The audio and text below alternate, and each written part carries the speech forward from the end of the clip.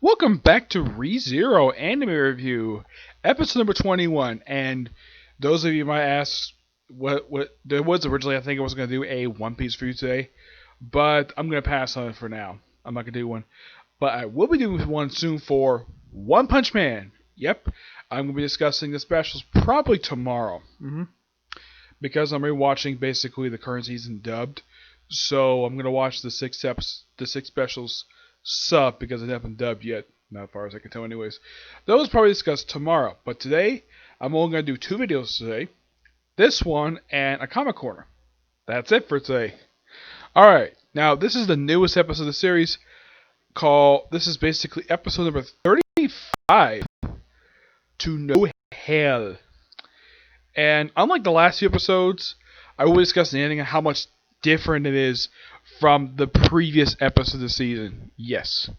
So, the episode picks up exactly... Now, in case you're wondering, what chapters are that? Basically goes from chapters 1 to 3. So, I think it finishes up chapter 1, goes the entirety of chapter 2, and my guess is about halfway through chapter 3. Okay. Episode picks up exactly where the last episode left off, where you have Subaru and Garfield confronting the Witch of Envy, Statila. Now, basically, it's revealed how Garfield was the one who survived. Apparently, Rem threw him.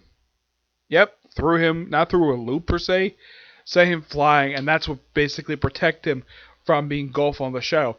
And every kind of super the shadow, like Roswell, the elf, which they actually reveal a little bit more about her in this episode, including Ram. Yeah, not the first. It's like, oh my god, seems like a lot of these really terrible ones, seems like they love killing off Ram a lot. But like if Nexarch doesn't kill her off at all. So, they try to release these clones of her, and then that doesn't work. So Subaru gets he sort of stabs himself, and he gets merged with the shadow that basically still using. Of course, her only words that she says to him is, I love you, I love you, I love you, I love you, I love you. He's like, what? He's like, I have two people in my heart, and you're basically, my heart's filled up, and you're not in it. Yeah, because he loves Emilia and Rem. Yeah.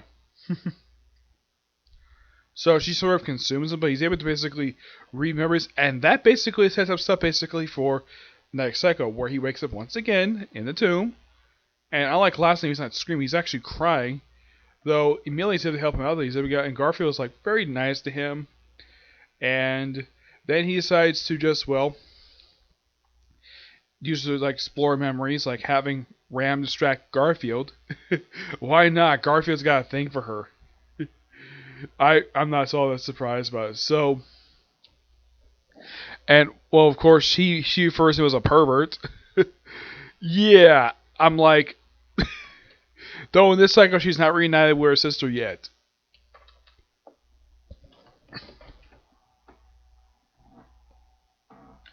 Okay, yes, and so he basically uses he follows one of the memories, this basically kind of like a tomb, but it's actually a facility. He opens up thanks to I think he's having he still has Garfield's gem. Surprisingly, that he still has it, despite the fact he got one of the previous cycles. Yeah, it's never explained how in the world he still has it. So he opens up the door and we see Resky, and she's completely naked. And then two more showed up. It turns out that the one in black that Subaru saw back at the start of this little mini of this arc was actually just a copy. This is not the same one. And it turns out that Ryu is actually just, she's basically clones. Yep, they're all clones. And according to her, of course, the one in white basically clings like a little girl clinging to a parent. Basically, she explains that they're all meant to be basically vessels for the Witch of Greed. And he is referred to as an apostle of greed because he consumed her bodily fluids because of tea. And according to Renata, she says she doesn't need to basically consume anything, but he's like, and he points to the obvious, but you're drinking tea. And she says, I like drinking tea, it's a hobby of mine. And after a very good explanation, then of course he goes to see Emilia, talks to her for a bit, Great scene. I got hands to the anime basically doing a fantastic job with this scene. And then he basically now Ram herself does not really physically appear in the episode after her brief appearance when she in the start of this loop. She of course doesn't return again in this episode. So he goes to see after he sees Millie, he goes to sleep in the church, which this is probably where everybody's been sleeping now. Well, he's been sleeping, and he sleeps in a basically kind of like a sleeping bag next to Otto. He does briefly shout, but doesn't wake up anybody. Does he need someone to talk to? Talk to me. Like, okay.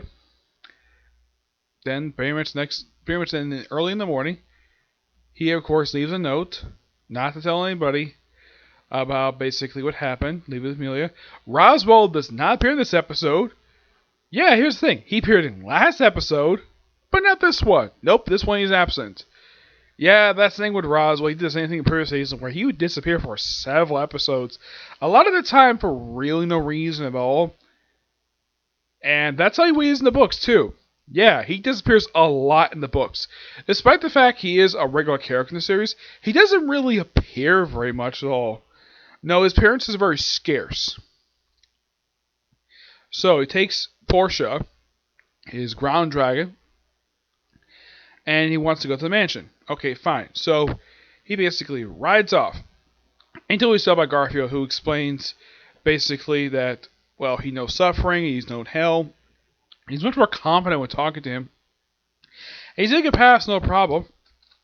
Though apparently they start throwing the credits, and they have the title card to no hell. Then they have a post-credit scene, really interesting one, and a lot better one they had in the last several episodes, where he arrives at the mansion perfectly fine, and sees Francesca and Petra,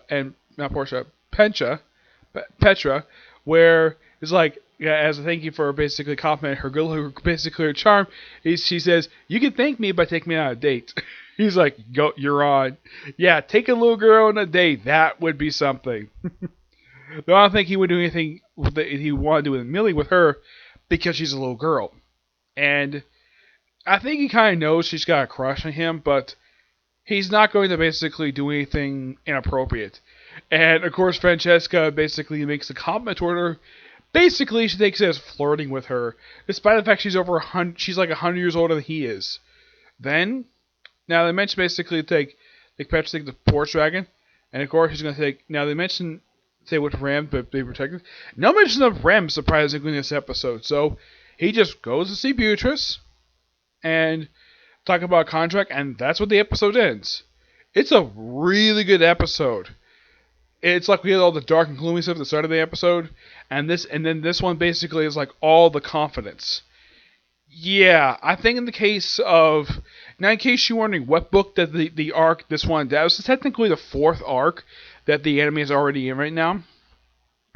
They're basically almost halfway through book 12.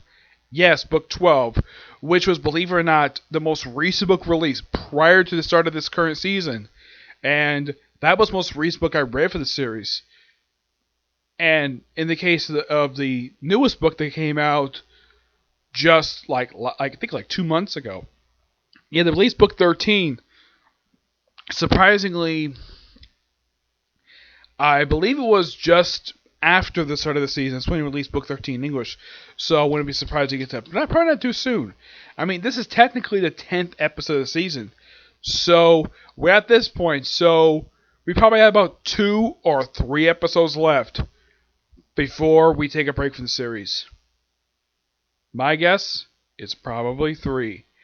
Given the fact this month has got 5 Wednesdays in it, I wouldn't be surprised if, in fact, when this half season would end at episode 13, probably with the completion of book 12. That's distinctly possible, at least.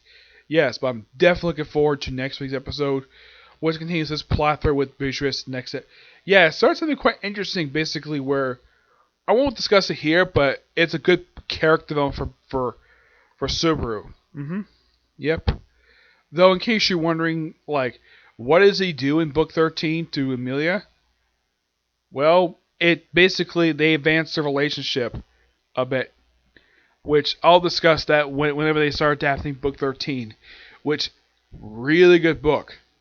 Yes, all the books of ReZero are really good. And surprisingly, the anime is very faithful to the light novels because I have basically heard a lot of critical acclaim, which I do believe it. Yes, it was one anime channel basically I subscribed to, Anime News. He says that this particular series is one anime that is actually pretty faithful to the source material when it comes to light novels.